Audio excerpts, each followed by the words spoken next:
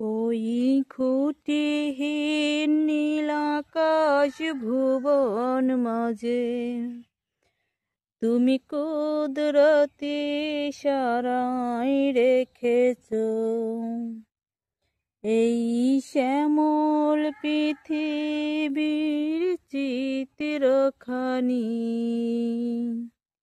নিপুণ তোমার হাতে এঁকেছ।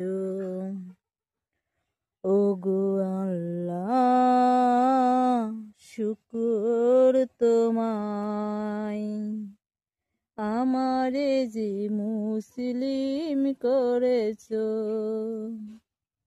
ওগো আল্লাহ